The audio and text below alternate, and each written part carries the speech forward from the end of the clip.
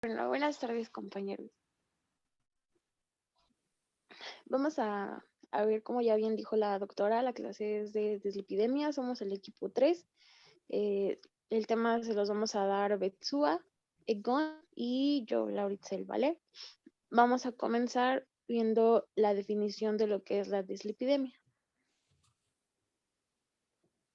Vamos a tener que la dislipidemia, o también conocida como hiperlipidemia, va a ser un término que se va a emplear para definir al aumento de la concentración plasmática del colesterol y de los lípidos en la sangre, y va a ser una condición que se va a encontrar asociada al desarrollo de una gran cantidad de padecimientos cronodegenerativos, como lo son la obesidad, la hipertensión, la diabetes mellitus, el infarto agudo al miocardio y eventos vasculares cerebrales, entre otros, los cuales, pues bueno, van a estar implicados en una disminución en el tiempo y la calidad de vida de todos los pacientes que padezcan este tipo de enfermedad. Como podemos ver, las dislipidemias, por su elevada prevalencia, pues nos van a aumentar muchísimo el riesgo de la morbilidad y pues van a ir muy de la mano, como ya se los mencioné, con lo que son las enfermedades cronodegenerativas. ¿Me das la que sigue?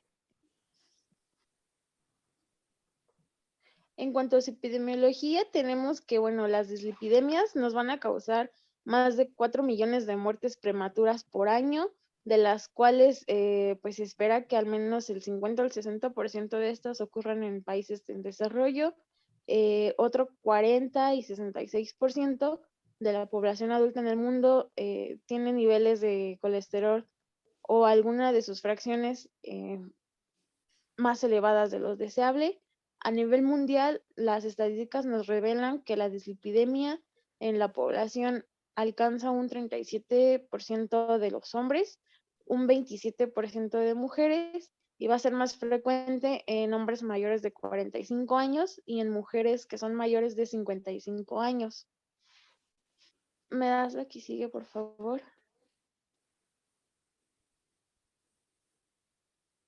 Y según la OMS, nos cuenta que la problemática principal de la dislipidemia va a ser lo que es el colesterol alto, ya que las enfermedades cardiovasculares pues van a ser más mortíferas, porque como ya les había comentado, esta va a ir muy de la mano con este tipo de enfermedades y se va a cobrar más de 17 millones de vidas cada año alrededor de todo el mundo.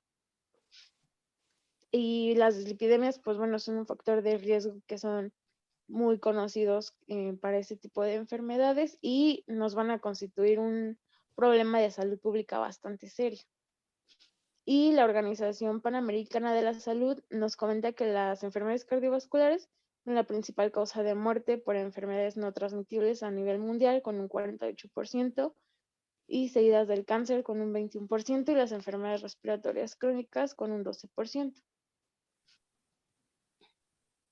En cuanto a sus factores de riesgo, como ya les había mencionado, va a prevalecer en hombres que sean mayores de los 45, 55 años, las mujeres que sean mayores de los 55 años en adelante, en niños que hayan tenido algún antecedente de dislipidemia, que sufran de síndrome metabólico, hipotiroidismo, mujeres que cursan con la menopausia, también personas que tengan antecedentes personales pues en esta enfermedad como enfermedades cardiovasculares o que tengan algún daño a los órganos, a algún órgano blanco, que tengan hipertrofia ventricular izquierda, angina, infarto agudo al miocardio, eh, insuficiencia cardíaca congestiva, isquemia cerebral, enfermedad renal crónica, enfermedad arterial periférica, retinopatía.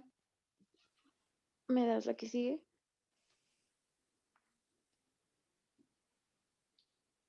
Y también uno de los grandes factores que afecta para que se tenga este tipo de enfermedad es que, bueno, las personas tengan obesidad, que padezcan diabetes, que tengan una dieta rica en grasas saturadas, perdón, sedentarismo, tabaquismo, hipertensión arterial.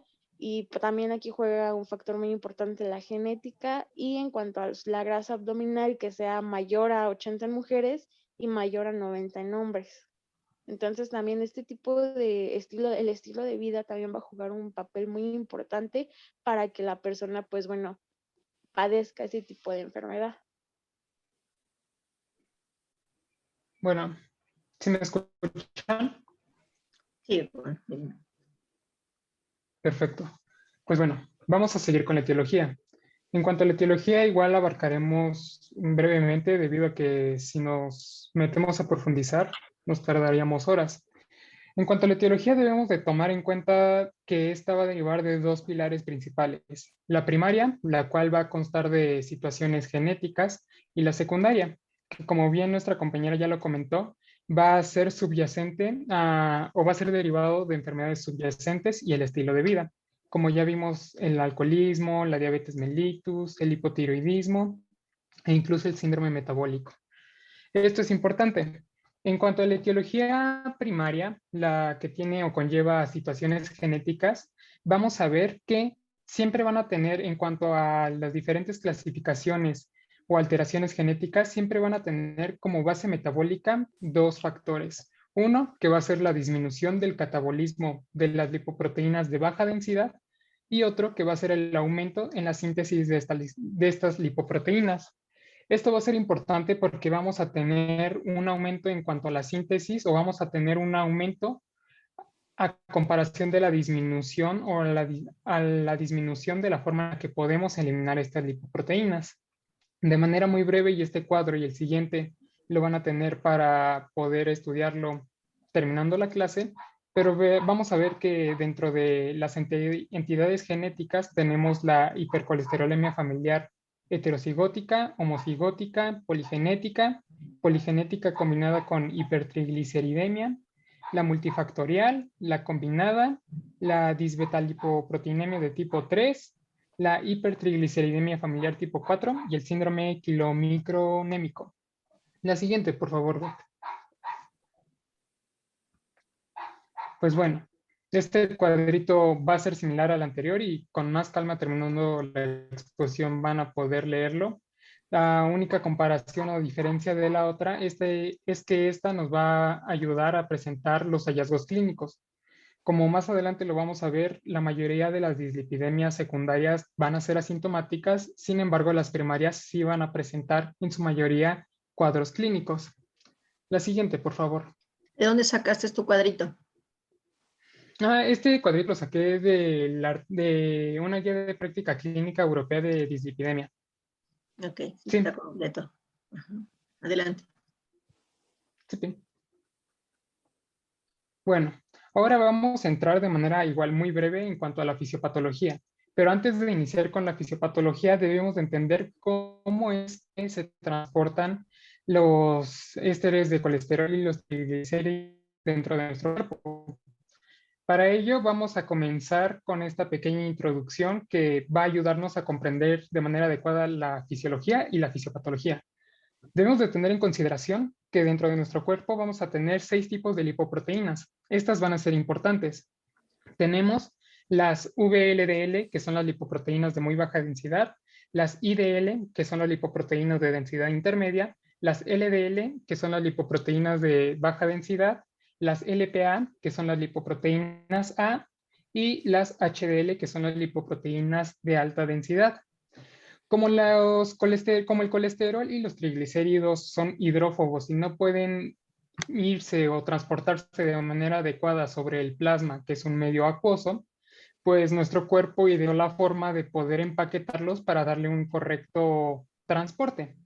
Es por eso que estas lipoproteínas van a tener dos estructuras fundamentales, una interna y una externa. La externa va a ser caracterizada por ser hidrofílica y la interna hidrofóbica.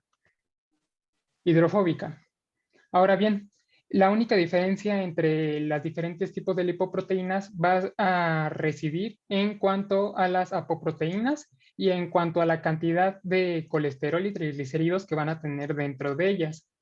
Ahora bien, en cuanto a la porción interna o la porción hidrófoba, vamos a ver que vamos a constatar con colesterol esterificado y triglicéridos, mientras que en la porción externa vamos a contar con una capa bifosfolipídica, colesterol no esterificado y el más importante, apolipoproteínas o apoproteínas. Depende en qué bibliografía lo encuentren, en qué bibliografía lean, pueden encontrar esos dos términos. Estas van a ser importantes porque nos van a ayudar a la activación o inhibición enzimática, al intercambio de ésteres de colesterol y va a fungir como un ligando a receptores celulares. Ahora bien, nosotros vamos a tener tres tipos de mecanismos de transporte. A partir de la grasa exógena, la endógena y la centrípeta. Vamos a comenzar por la exógena. Aquí en el recuadro o en este pequeño diagrama podemos observar que nosotros vamos a obtener esta grasa exógena a través de los ésteres de colesterol o el colesterol y triglicéridos derivados de la dieta. Estos van a absorberse con ayuda de los ácidos biliares y el colesterol que van a desembocar sobre la primera porción del duodeno, en el intestino delgado. Al momento en el que esto sucede, el colesterol y los triglicéridos obtenidos por la grasa de la dieta van a ser internalizados dentro del intestino delgado y aquí van a llevar a cabo su hidrólisis, tanto de los triglicéridos y la esterificación del colesterol obtenido. Sin embargo, no todo el colesterol va a esterificarse y cierta cantidad de colesterol no esterificado va a volver a la luz del intestino delgado. De aquí, como resultado, debemos de tener en cuenta que en cuanto a la grasa exógena, la forma de lipoproteína que va a transportar a los triglicéridos y colesterol esterificado van a ser los kilomicrones. Estos kilomicrones van a tener una gran cantidad de triglicéridos a comparación de colesterol esterificado. Y en la porción externa vamos a contar con apoproteína E, C2, C4 y apoproteína B48. Este kilomicrón se va a transportar a través de la linfa y va a llegar hasta la cavidad torácica, donde va a entrar al torrente circulatorio. Y esto es importante porque al momento en el que entra al torrente circulatorio, al torrente circulatorio y en los lechos capilares, a través de la lipoproteína lipasa, que se va a unir a la apoproteína C, va a hidrolizar a los triglicéridos que se encuentran dentro de estos kilomicrones, dándonos como resultados ácidos.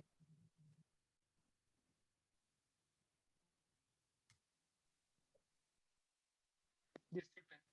Estos ácidos grasos libres nos van a ayudar porque, por un lado, en tejido adiposo se van a ayudar al almacenamiento del colesterol y por otro lado, en los músculos nos va a ayudar a la oxidación y a la obtención de energía.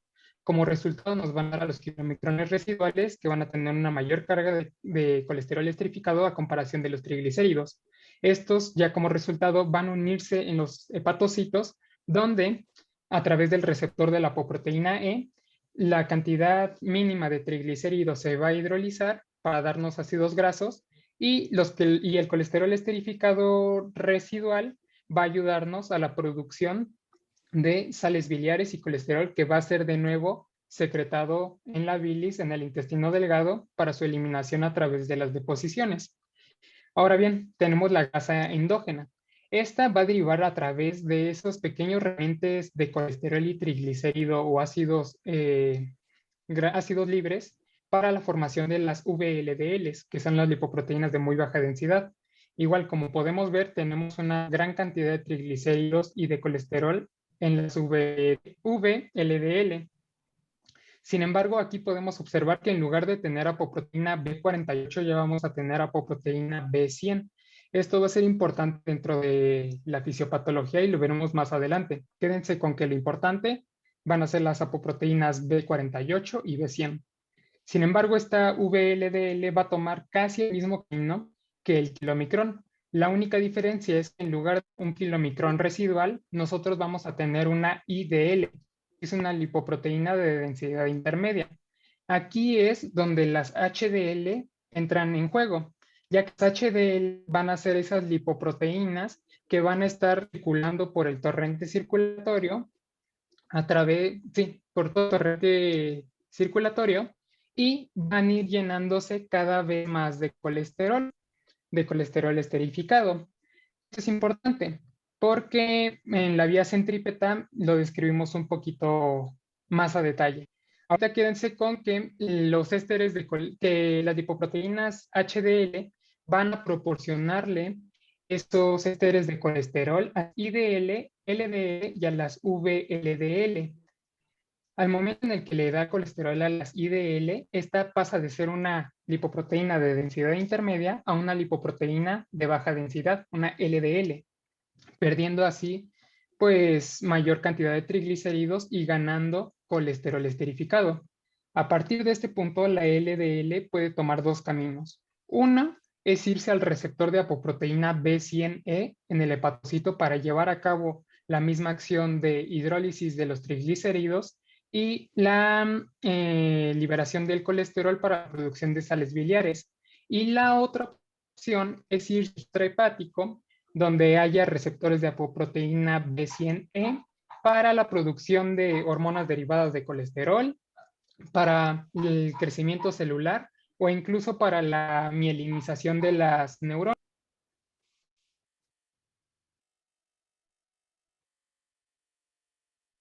Creo que ya nos escucha. Hola. La siguiente, por favor. ¿Sí me escuchan?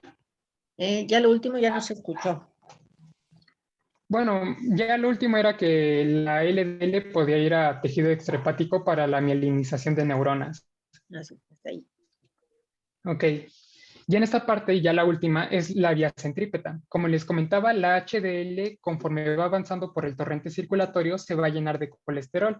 Como le vemos en la primera imagen, la imagen del lado derecho, vamos a observar que incluso los macrófagos y en estados normales donde no hay una enfermedad subyacente, los macrófagos van a poder proporcionarle un poco de ese colesterol que puedan llegar a tener dentro de ellos a través del receptor ABCA1.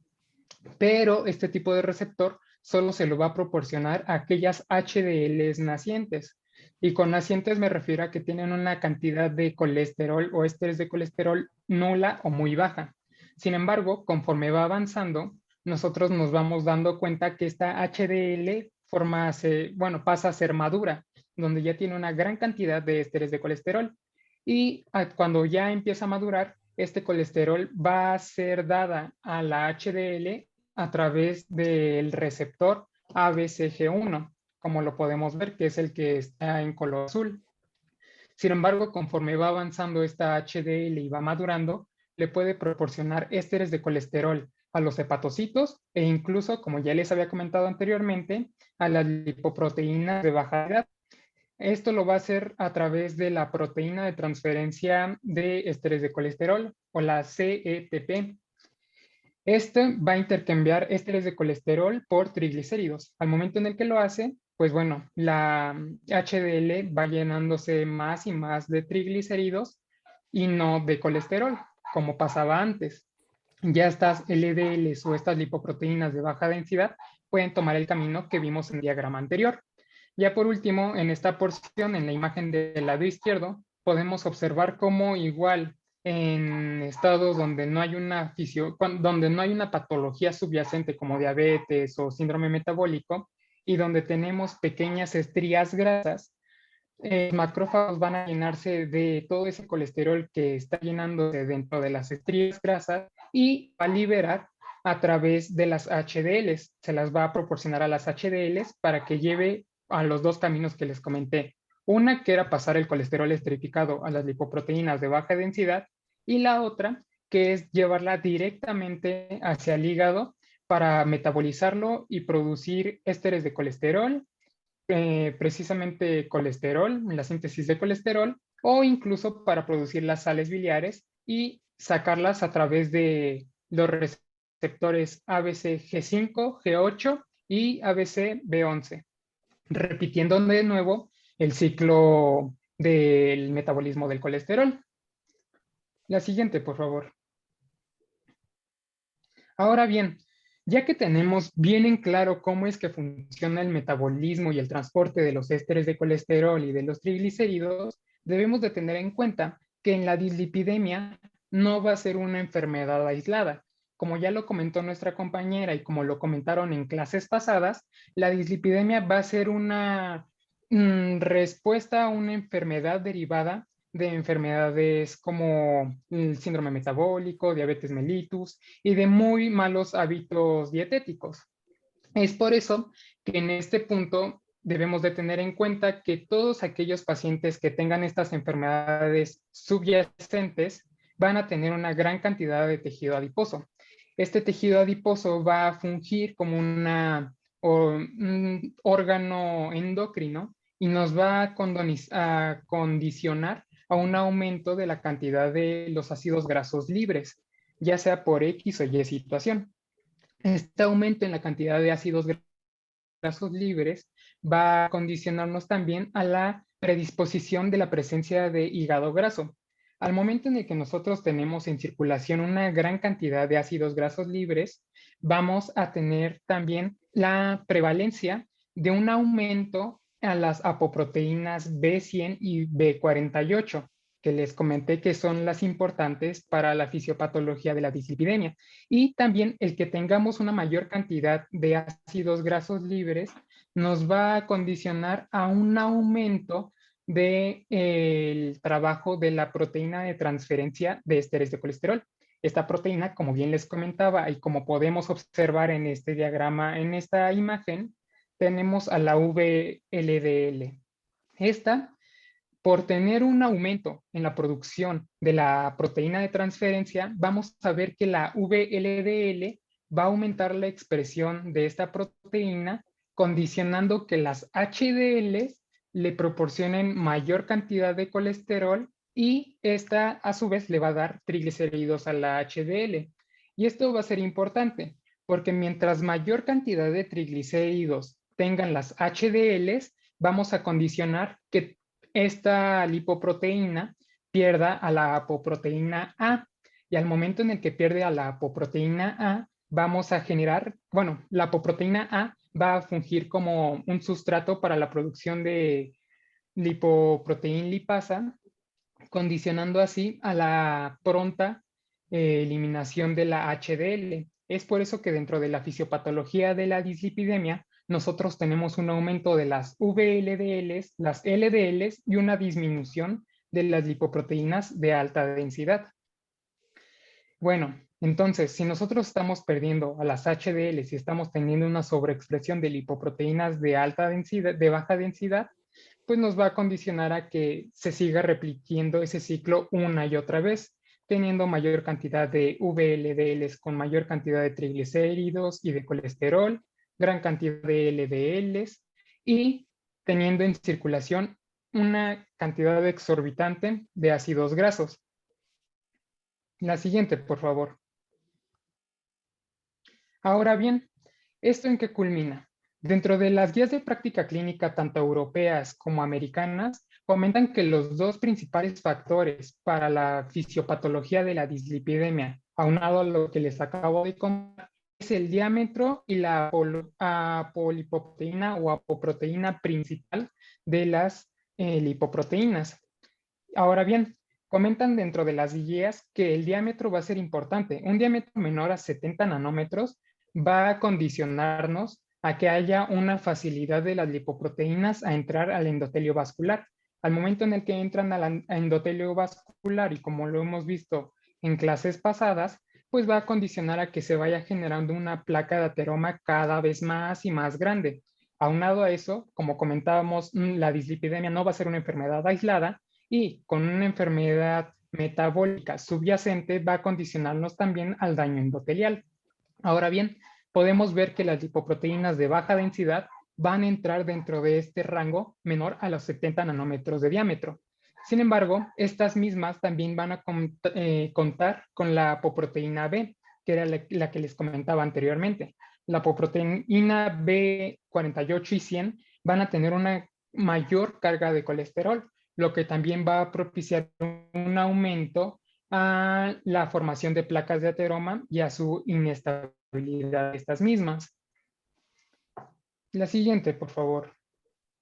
Y pues bueno, ya por último, en cuanto al cuadro clínico, recordemos que la dislipidemia secundaria no va a contar con un cuadro clínico específico y mayormente va a ser asintomática. Sin embargo, en cuanto a la dislipidemia primaria, nosotros podemos encontrar algunas alteraciones en cuanto a la exploración. Uno de ellos es el arco corneal, que es esa pequeña banda que encontramos alrededor del ojo. Otra Esa, bueno, característica de las dislipidemias familiares. Tenemos la lipemia retinalis, que debido al aumento de los kilomicrones vamos a encontrar esa coloración blancuzca sobre las arterias y venas al momento de realizar un fondo de ojo. También contamos con xantomas tuberosos y xantelasmas, que son deposiciones de ésteres de colesterol sobre la piel, y también el engrosamiento del tendón de Aquiles derivado de las deposiciones de ésteres de colesterol sobre los tendones. Igual, pues bueno, como sabemos, a lo mejor no se logra apreciar de manera directa, pero sabemos que al tener una mayor cantidad de tejido adiposo y altos niveles de lipoproteínas de baja densidad, pues vamos a condicionar a que nuestro paciente vaya formando poco a poco una placa de ateroma. La siguiente, por favor. Por lo regular, así clínicamente, algo así que sientan los pacientes, algo así, algún síntoma como tal.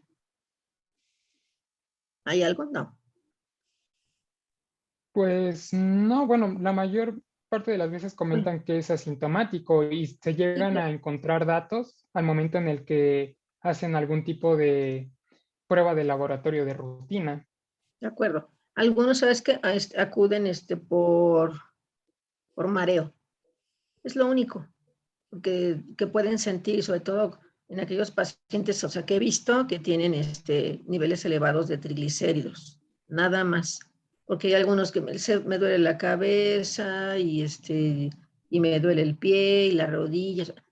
Nada, o sea, no hay nada que esté relacionado a esto.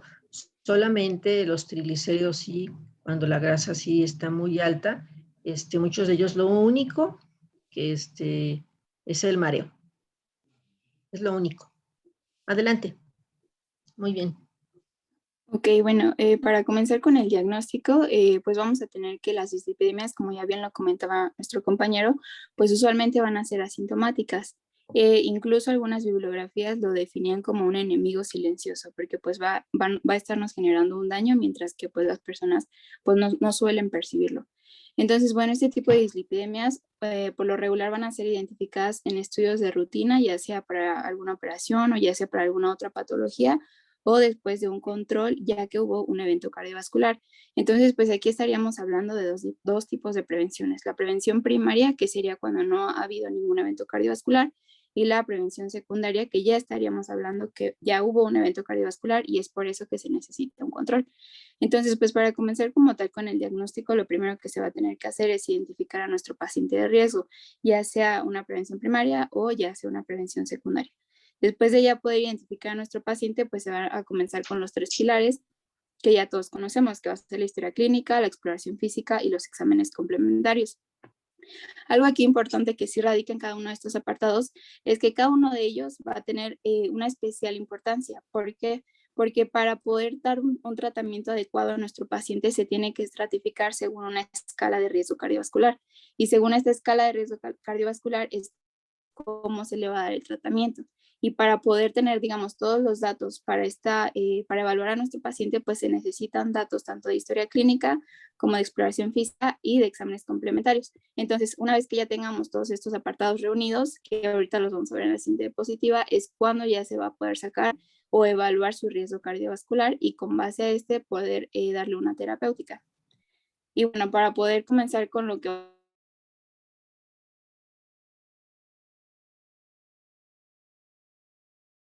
personales patológicos, principalmente de eventos cardiovasculares, y aún más, con más énfasis en aquellas personas que tengan antecedentes de riesgo cardiovascular en familiares de primera línea o aún en el mismo paciente como antecedentes personales patológicos propios de algún evento cardiovascular. Y en caso de que así sea, siempre se tiene que preguntar el territorio, la forma en la que se presentó, la fecha y la edad también son muy importantes. ¿Por qué? Porque este tipo de preguntas es las que nos va a orientar a si es o no una hipercolesterolemia familiar. ¿Por qué? Porque se menciona mucho que en ocasiones la hipercolesterolemia familiar está subdiagnosticada. Entonces, por eso sí tiene como especial atención este tipo de apartados. También el consumo de alcohol el consumo de tabaquismo, si tiene alguna otra comorbilidad y si está tratada de esa comorbilidad, así como ciertos síntomas que presente o no de aparato cardiovascular. En cuanto a la exploración física, igual peso, talla, índice de masa corporal, principalmente para detectar algún síndrome metabólico, la medida de la presión arterial, pulsos centrales y periféricos, la exploración cardíaca, así también como la cutánea, como lo veíamos hace un momento, por lo regular la hipercolesterolemia familiar sí va a tener un poquito más de signos, y bueno, estos son los que tendremos que buscar en caso de que tengamos un paciente con hipercolesterolemia. Y bueno, para las pruebas complementarias, pues en el caso de dislipidemia, el perfil que va a ser el más solicitado, o bueno, el que es de elección, va a ser el perfil lipídico, evidentemente, donde se va a cuantificar el colesterol total, el colesterol HDL, los triglicéridos y el colesterol no HDL. Este colesterol no HDL va a tener igual mucha importancia, especialmente en los pacientes que tengan hipertrigliceridemias. ¿Por qué? Porque el colesterol no HDL lo que va a medir va a ser la cantidad total de apolipoproteína B. ¿Y por qué de esta apolipoproteína? Porque esta va a ser la apolipoproteína más heterogénica. Entonces, este va a ser como uno de los parámetros más específicos para poder pues definir precisamente lo que va a ser la aterosclerosis. Así como el LDL, que va a ser nuestra diana terapéutica, que igual vamos a ver en un momento. Y bueno, ya teniendo todos estos apartados, la anamnesis, la exploración física y las pruebas complementarias, es como ahorita en un momento vamos a sacar el score de riesgo. Esa historia familiar que tú nos comentas, eso es muy importante, ¿no? O sea, el saber, porque a veces no se pregunta, como dices, está muy subdiagnosticado a veces, ¿no? O sea, no les andan preguntando datos como claudicación intermitente, por ejemplo, ¿no? Que tienes tú ahí. ¿Eso cómo es la claudicación intermitente? Es cuando presentan dolor después de caminar ciertos metros en las Exacto. piernas. O sea, camina el paciente ahí un par de cuadras y se tiene que detener porque el dolor ya le duele, ¿no? Ya le duele la pierna, es incapacitante. Incluso, por ejemplo, ayer en la consulta igual me encontré ahí un paciente que me dice que un pie le duele muchísimo, ¿no? Y su médico familiar no le hace caso. Y le dije, ya escuché todos sus demás antecedentes que ya tiene y le dije, y aparte de su historia de tabaquismo de 3 cajetillas diarias, entonces digo, tiene que ir con su médico a que pídale que le haga un ultrasonido de esa pierna, ¿no?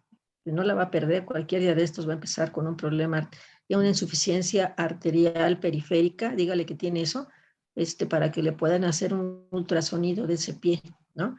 Entonces nadie anda preguntando eso, ¿no? Cosas muy importantes, antecedentes en el abuelo, y la abuelita de que, así como veo sus historias que han hecho, historias clínicas muy completas en cuanto a la historia familiar, ¿no? Y la abuelita y de qué murió y todo, todos los antecedentes, o por ejemplo, saber que algún familiar murió joven, ¿no?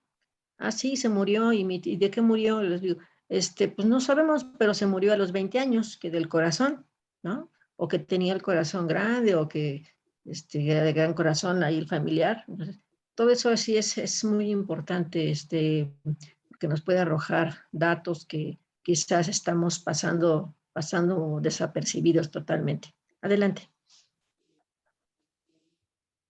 Sí. Bueno, después vamos a continuar con los criterios diagnósticos, es decir, lo que nos va a diagnosticar si va a ser una hipercolesterolemia, una hipertrigliceridemia, así como una dislipidemia heterogénica. Y bueno, para esto la guía nos da como parámetros elevados, recomendables elevados, muy elevados, pero bueno, a grosso modo, pues yo se los dividí como en los parámetros que recomienda la guía como tal, y vamos a tener que en el colesterol total, este va a ser menor a 200 miligramos sobre decilitro, triglicéridos menor a 150, un HDL mayor a 40 en hombres y mayor a 50 en mujeres, y un no HDL de menor a 130 miligramos sobre decilitro. Y vamos a tener que el LDL pues va a depender del riesgo cardiovascular, que igual vamos a ver ahorita. Y bueno, aquí solamente para enfatizar que le vamos a llamar hipercolesterolemia cuando los valores de colesterol total no HDL y LDL se encuentren por arriba de los valores, e hipertrigliceridemia, pues igual, ¿no? Cuando los triglicéridos estén pues por arriba. Y algo aquí igual a destacar es un poquito el último apartado de cuando nos menciona la dislipidemia heterogénica, que pues como bien lo dice es la que más nos va a predisponer a lo que va a ser la aterosclerosis, y esta se va a caracterizar por una hipertrigliceridemia y un HDL pues bajo o demasiado bajo. ¿Por qué será importante? También se me olvidó decirles en la diapositiva pasada. ¿Por qué será importante eso que pusiste ahí, que tienes de disfunción? Preguntar acerca de disfunción eréctil. Porque mencionaba que eso también son indicaciones de enfermedades vasculares o incluso de hipertensión arterial. Sí, el 50% de los pacientes que tienen disfunción eréctil tienen cardiopatía isquémica. Seguro. Nada más es cosa de rascarle tantito ahí y van a encontrarle datos ya de cardiopatía isquémica. Es una manifestación. Está en el diabético de neuropatía diabética. Ok, adelante. Ok, bueno, también la guía nos va a dar ciertos puntos claves para poder sospechar con base en estas cifras de colesterol ciertos diagnósticos. Es importante rescatar de esto que solamente, digamos, son sospechas que nos van a ayudar, no son meramente como criterios, pero pues sí son importantes mencionarlos. Para esto, pues vamos a tener los principales parámetros que van a ser de hipercolesterolemia familiar. En este caso van a ser aquellos pacientes que tengan un LDL por encima de los 190 miligramos sobre decilitro y que ya se hayan descartado causas secundarias. También vamos a tener enfermedad coronaria prematura. ¿Qué quiere decir esto? Bueno, en familiares de primer grado, pero ¿a qué se refiere con prematura? Cuando se presente, por ejemplo, algún evento cardiovascular menor, en menores de 55 años, en el caso de los hombres, y en el caso de las mujeres, menores a 65 años. También un LDL sin tratamiento con una probabilidad del 80% de tener hipercolesterolemia familiar. ¿Y cómo podemos saber si tiene esta probabilidad? Bueno, se tiene que estratificar primero al paciente en su edad, ya sea menor a 20 años, de 20 a 29 o de 30 a más. Y bueno, con base en esta edad se tiene que determinar su colesterol. Si este se encuentra por encima de los 250 en aquellas personas que son mayores a 30, pues es una sospecha, así como mayor a 220 en de 20 a 29 años y mayor a 190 miligramos sobre decilitro en menores de 20 años. ¿Por qué? Porque es como, digamos, no es normal que estas cifras tan altas se encuentren, pues por lo regular en pacientes jóvenes. Es por eso que esta es una de las sospechas principales de hipercolesterolemia familiar. Así como rasgos clínicos que ya nos mencionaba hace rato nuestro compañero, como son los santomas, el arco corneal o los antalesmas, tanto en familiares de primer grado como en el propio paciente, así como historia familiar de altos niveles de colesterol. También vamos a tener otra brecha que va a ser aquellos pacientes que tengan colesterol mayor a 300 o no HDL mayor a 220. En este caso se puede sospechar de hipercolesterolemia familiar, hipotiroidismo, colestasis o síndrome nefrótico. Les menciono que pues como tal no son criterios absolutos, solamente son como para sospecha. Y en pacientes que tengan entre 200 y 300 miligramos sobre decilitro, generalmente pues van a ser generalmente causadas por el consumo excesivo de grasas saturadas. Y a estos pacientes pues no únicamente se les tiene que brindar un tratamiento farmacológico, sino también un tratamiento intensivo en cuanto a la calidad de vida, bueno, modificar sus estilos de vida. Y bueno, según el consenso de expertos de la Asociación Nacional de Lípidos en Estados Unidos, menciona que se debe hacer un tamizaje de perfil de lípidos a todas las personas a partir de los 20 años. Y si este perfil sale normal dentro de los parámetros, se debe repetir cada 5 años. En caso de que no sea así, pues se tiene que comenzar a tratar y como es prematuro, o sea, son a los 20 años, inclusive se debe comenzar a sospechar de lo que sería la hipercolesterolemia familiar. Y para esto vamos a tener esta escala que va a ser la red de clínica de lípidos de Holanda, que pues precisamente nos va a evaluar la hipercolesterolemia familiar. Bueno, nos va a ayudar a diagnosticar la hipercolesterolemia con diferentes parámetros. El primero va a ser la historia familiar, donde se presente enfermedad cardiovascular en aquellos pacientes menores a 55 en hombres y menores a 60 en mujeres, y con un LDL por encima del percentil 95. Familiares de primer grado con las características clínicas de hipercolesterolemia familiar, pacientes con enfermedad cardiovascular prematura propia del paciente, con enfermedad cerebrovascular o vascular periférica. Igual les comentaba, síntomas tendinosos, arco corneal y la concentración de LDL. En caso de que esta concentración se encuentre por encima de los 325, ya se da el diagnóstico definitivo de hipercolesterolemia familiar, así como el análisis en la mutación funcional de los genes. Si alguno de estos dos parámetros como tal sale positivo, pues ya se tiene como tal el diagnóstico definitivo. En caso de que sea una puntuación de 6 a 8 es probable y una puntuación de 3 a 5 es posible. Ambos cuadritos son exactamente el mismo, solamente que en el caso del cuadrito de color gris, ese es el que ya enmarca la mutación funcional, que es el que está nuevo en la guía europea. Ahí, bueno, también vamos a tener ciertos estudios complementarios que van a evaluar el daño vascular. Estos estudios complementarios, más que nada, a lo que nos van a ayudar va a ser a reclasificar a nuestro paciente en caso de que, por ejemplo, nuestro paciente sea de riesgo moderado o incluso de riesgo bajo. Estos estudios nos van a ayudar como a reclasificarlo, si es que da positivo alguno de ellos, a reclasificarlo ya sea en un alto o en un muy alto riesgo, que les comento que ahorita vamos a ver. Y bueno, viendo a grosso modo cada una de estas, pues vamos a tener que uno de ellos va a ser el calcio coronario por tomografía sin contraste. Lo que va a hacer este estudio es que va a evaluar lo que va a ser el depósito de calcio en las arterias coronarias, lo que indica un compromiso ateromatoso. Si este sale mayor a 100 o con un percentil 75, ya se considera como tal como un paciente de riesgo incluso alto, en el que pues se le va a tener que estratificar según su score de riesgo. Después vamos a tener la ecografía carotidia o femoral, donde de igual manera se va a visualizar placas ateroscleróticas, como se señalan en las flechitas, o asimismo calcificaciones, ¿sí? Y también el espesor de la íntima y de la media. Bueno, la íntima media, donde sí es mayor a 0.9 milímetros, igual se puede reclasificar al paciente. Vamos a tener el índice tobillo-brazo, que es igual ya... índice tobillo-brazo, que es igual ya lo habíamos visto, que va a valorar la permeabilidad vascular y también nos va a ayudar a detectar alguna enfermedad arterial periférica. Y según la guía se menciona que es un fuerte predictor de eventos cardiovasculares. Entonces, este igual va a ser muy importante, en donde si se tiene un índice menor a 0.9 o mayor a 1.40, igual nos va a ayudar a reclasificar a nuestro paciente. Y bueno, finalmente tenemos la proteína C reactiva ultrasensible, donde si este es un marcador inflamatorio, que igual sale entre los niveles entre 3 y 10 miligramos sobre decilitro, igual nos va a ayudar a reclasificar a nuestro paciente. Y bueno, para esto vamos a tener la escala, que es este score.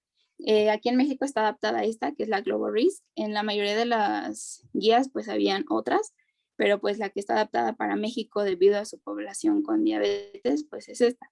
Entonces, lo único que se tiene que hacer es identificar la edad de nuestro paciente, que va a estar en medio, que es donde dice 40, 45, 50, 55. Se tiene que también conocer su colesterol total, donde se marca en la parte de abajo. En la parte del lado izquierdo, la presión arterial sistólica, si es hombre, si es mujer, si tiene diabetes, si no tiene diabetes, si fuma o si no fuma. Entonces ya una vez que cumplamos con todos estos parámetros, pues únicamente es como en los mapitas que pues vamos seleccionando en dónde queda nuestro paciente. Y ya una vez que reconocemos en qué cuadrito queda nuestro paciente, ahí nos va a dar el score de riesgo. O sea, si es menor al 1%, de 3 a 4% o inclusive mayor o igual al 15%.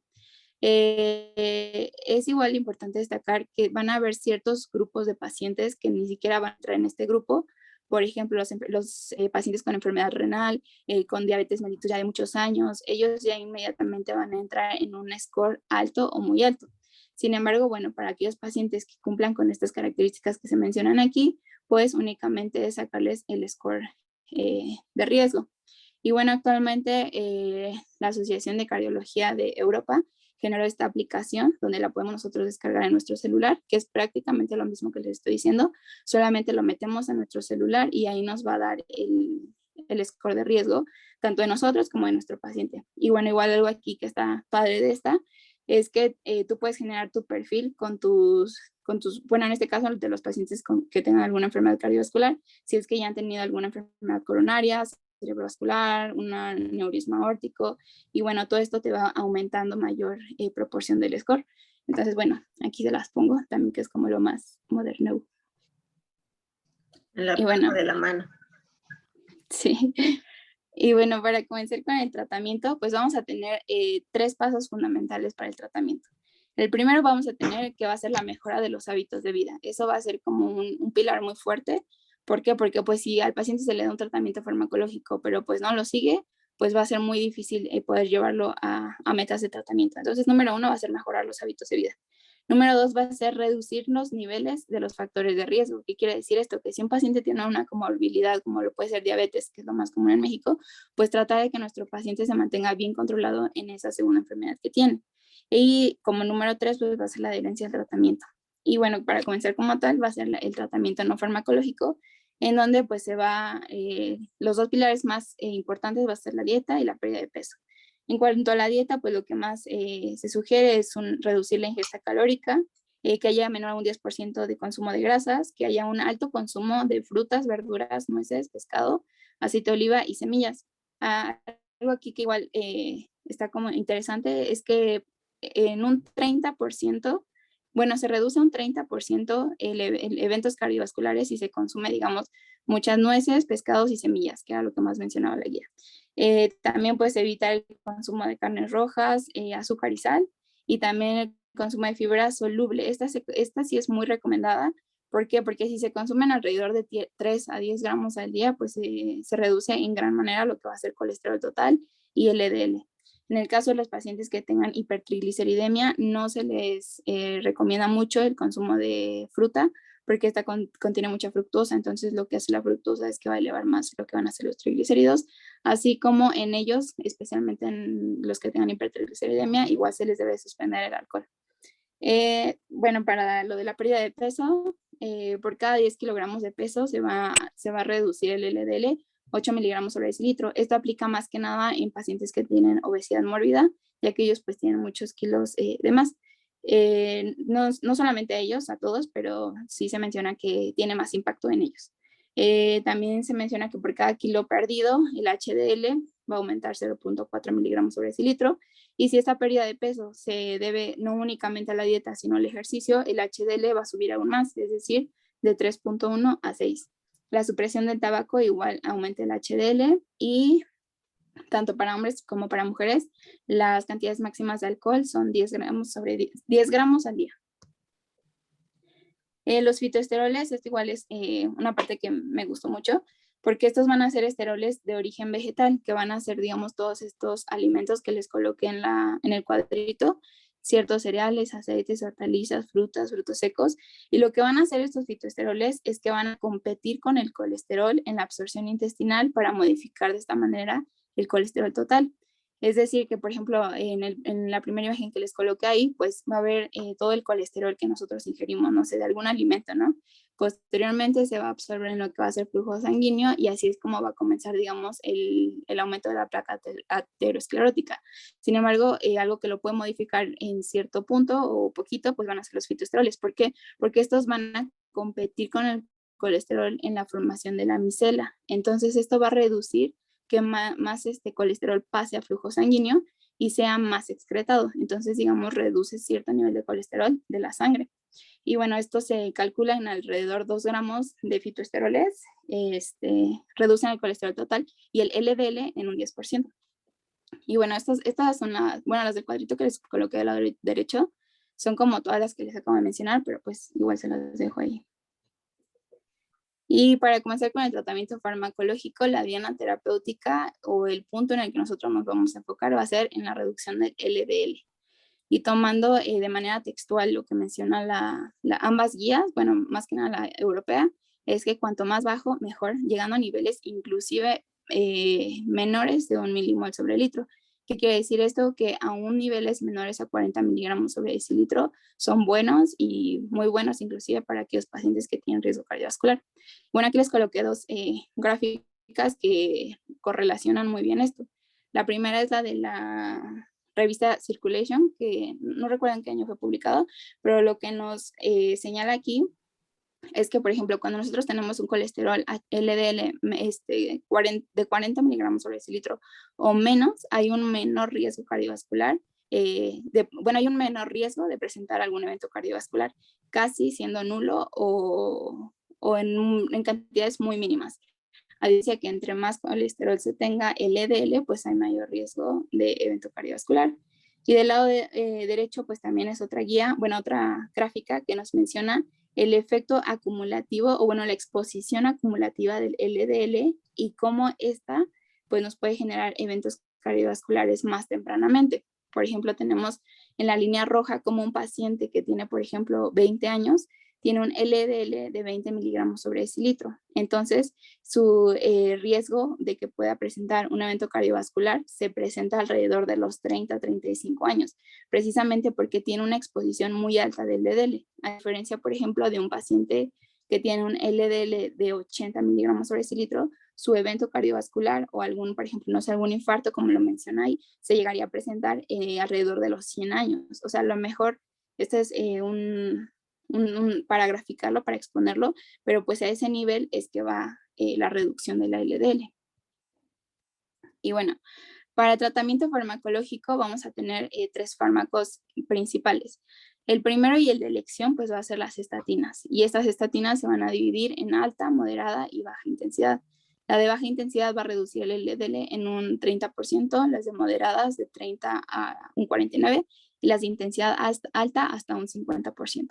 Entonces, una vez que nosotros estratifiquemos a nuestro paciente y tengamos sus objetivos de tratamiento, se le van a dar estatinas. Si no se llega como tal al objetivo, se tiene que subir hasta su dosis máxima.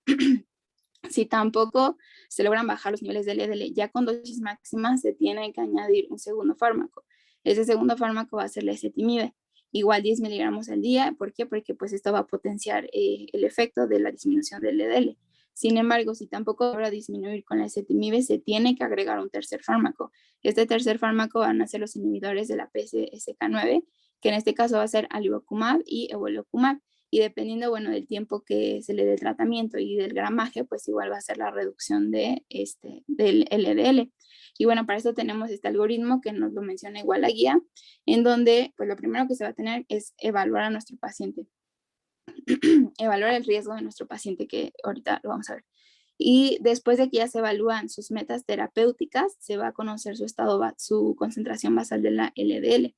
Ahora, siempre que ya tengamos nosotros la concentración del LDL, tenemos que ver si se va a reclasificar al paciente o no. ¿Qué quiere decir esto? Si, por ejemplo, es un paciente que tenía un estado leve, pero, por ejemplo, tenía esta cierta sintomatología, o se le encuentra claudicación o alguna otra cosa, y se le realiza un examen por imagen y sale positiva esta imagen, ya se reclasifica como un paciente de alto o muy alto.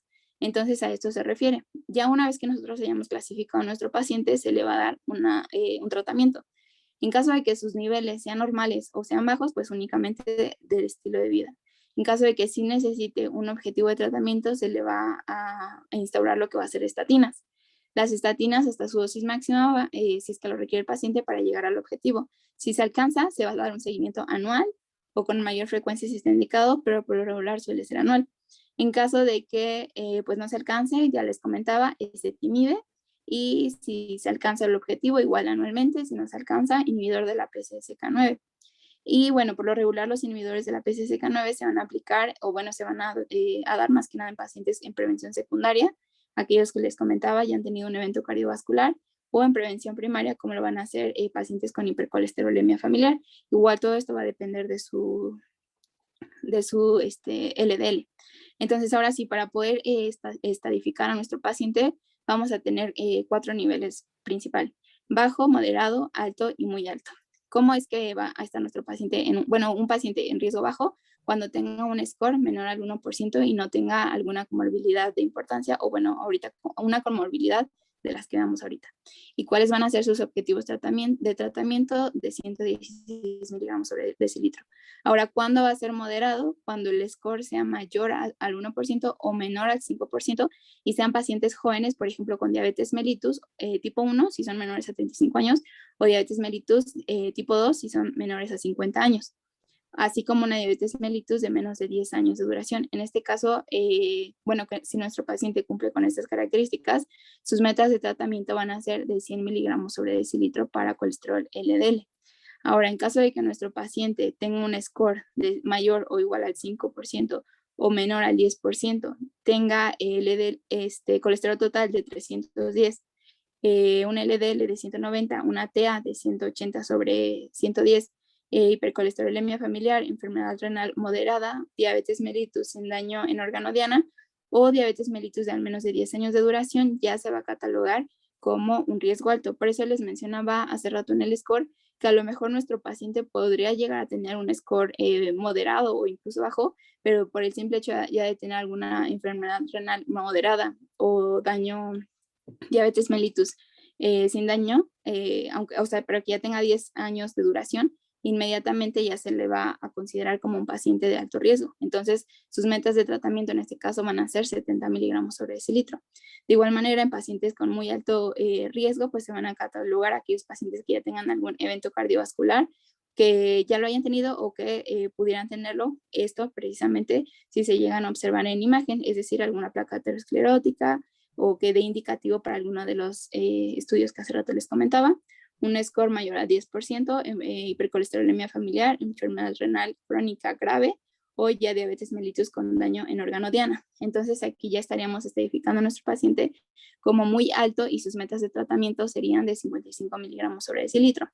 Entonces, en estos pacientes principalmente alto y muy alto, lo que se realiza primero, o bueno, lo que se sugiere que se realice primero, es una reducción del 50% de su valor basal. Es decir, si nuestro paciente tiene 220 miligramos sobre decilitro, pero su meta es 55, pues lo primero sería llevarlo a los 110, ¿no? Que es la mitad, y ya posteriormente llevarlo a su meta de tratamiento, que es la que pues ya nos están indicando aquí. Y bueno, también hay un quinto valor que no está aquí, pero en aquellos pacientes que ya tengan 2 eventos cardiovasculares en 2 años, no necesariamente el mismo año, sus metas de tratamiento van a ser de 40 miligramos sobre decilitro. Esto es prácticamente lo mismo que les comentaba, solamente recordarles que en prevención secundaria, como ya es un paciente de alto riesgo o de riesgo muy alto, pues siempre se le va a tener que dar tanto intervenciones de estilo de vida como un tratamiento farmacológico. Este es el algoritmo de tratamiento que menciona la AJA. Sin embargo, este es de 2017, entonces todo lo que yo les mencionaba hace rato es del año pasado, que es como lo más actualizado. Lo único que me gustaría aquí destacar de este es que al igual con el de la Sociedad Europea, pues menciona esta estratificación de riesgo, así como el mismo tratamiento en cuanto a estatina, ezetimibe y inhibidor de la PCSK9. Entonces son muy parecidos ambos, pero pues igual se los dejo aquí. Y bueno, para los objetivos del tratamiento, esto es prácticamente todo lo que les comentaba, pero un poco sintetizado. La disminución o la supresión del tabaco, una buena nutrición, actividad física, principalmente pues por el aumento de la HDL, que igual muy importante aquí, se me olvidó comentarles. La HDL, altos niveles de HDL, se ha demostrado que generan regresión de la placa aterosclerótica. Entonces, pues igual es muy importante en pacientes que tengan alto riesgo, muy alto, o pues yo digo que en cualquiera también. Bueno, los niveles de LDL que ya les comentaba, y también importante siempre tener aquellos pacientes diabéticos en sus valores normales o tratar de mantenerlos siempre en los valores adecuados. Y bueno, esto es como todo de nuestra parte. No sé si quiera complementar algo, doctora. La verdad es que estuvo muy completa su clase, muy bien explicada. Creo que dieron los puntos más importantes y necesarios, así muy concreta. Yo creo que tuvieron que leer mucho para hacerlo así tan sintetizado y dando lo más importante que necesitan ustedes saber. Los felicito, la verdad estuvo muy completa. Me gustó mucho su clase. No sé si los demás quieran preguntar algo.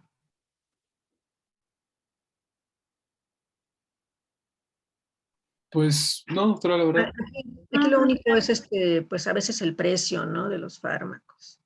Sí es desafortunadamente el Atosec, por ejemplo, sí es un poco caro. Entonces, desafortunadamente estamos pues a expensas luego de lo que del laboratorio, ¿no? Que utiliza ese tipo de fármacos, no está al alcance del bolsillo, desafortunadamente, de todos.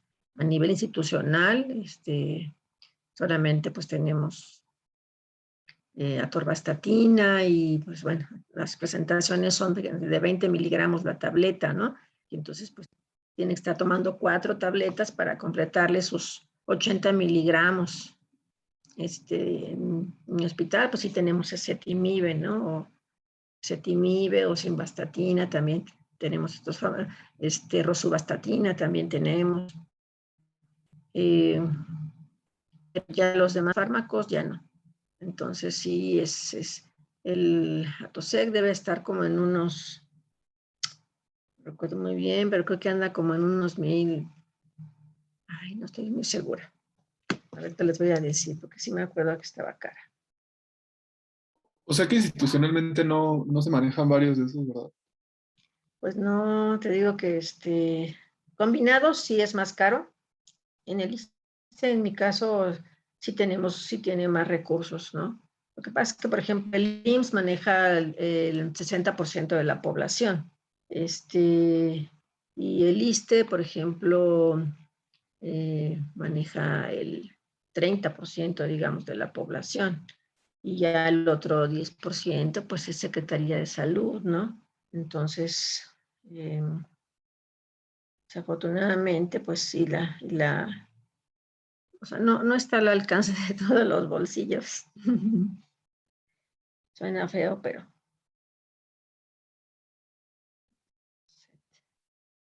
A ver, la cajita de 30 tabletas de Atosec anda en 1,600 pesos. La cajita. Y trae 30 tabletas. Entonces, pues eso nada más la de la grasa, ¿verdad?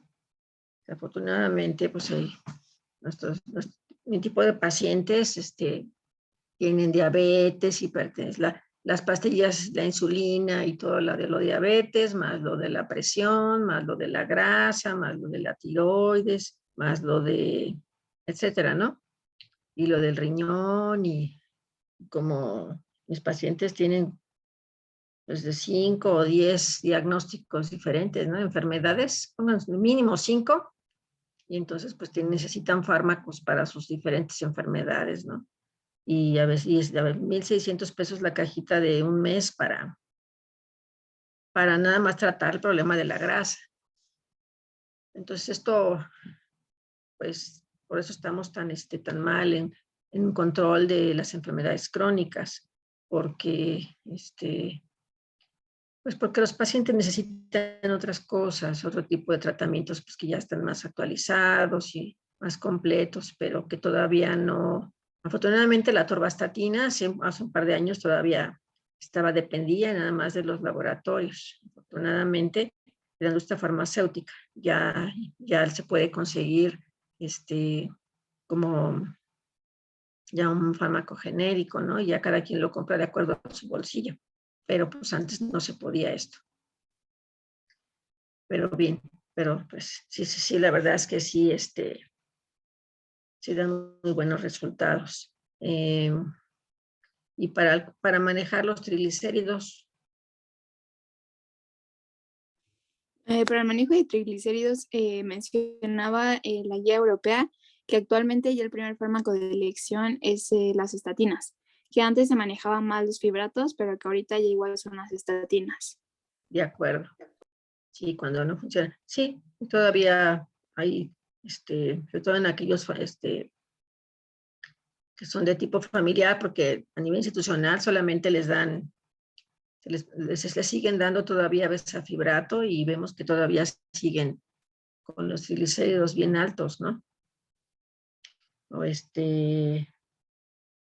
dan, nada más les dan puro besafibrato y no es suficiente. Se ven los resultados, no es suficiente, hay que darles estatinas. Bueno, muy bien. ¿Cuándo vamos a hacer el examen entonces? Se quedó el viernes a las 7 de la noche, por favor, doctora. Ok, de acuerdo. En la tarde hacen otras actividades. Es que si cuando son muchos, pues entiendo, tienen inglés, tienen otras actividades. Ya para reunirnos la mayoría, pues Y tiene que ser en una hora donde coincidamos pues todos. Ok, entonces nos veríamos ese día para poder hacer el examen. ¿Sí? Sí, doctora. Sí, doctora, gracias. Bueno, de Una acuerdo. pregunta, doctora, perdón. Sí. ¿El examen va a ser por alguna plataforma en específico para descargar la aplicación o algo así? No, se los voy a mandar así por se lo mando al jefe de grupo y él se los manda a ustedes. O como no tenemos algún grupo pues, Pues tenemos un correo de grupo, doctora. o quieren que sea se los mando por correo, como ustedes me digan. Pues no, también como está ven, bien compañero. como quiera, pero igual Aldair siempre nos manda todo lo que mandan los doctores, él no lo hace llegar al grupo. Entonces, ¿cómo quieren? ¿Se lo mando a él? ¿Lo mando al jefe de grupo? ¿Lo mando por correo? Como ustedes me digan.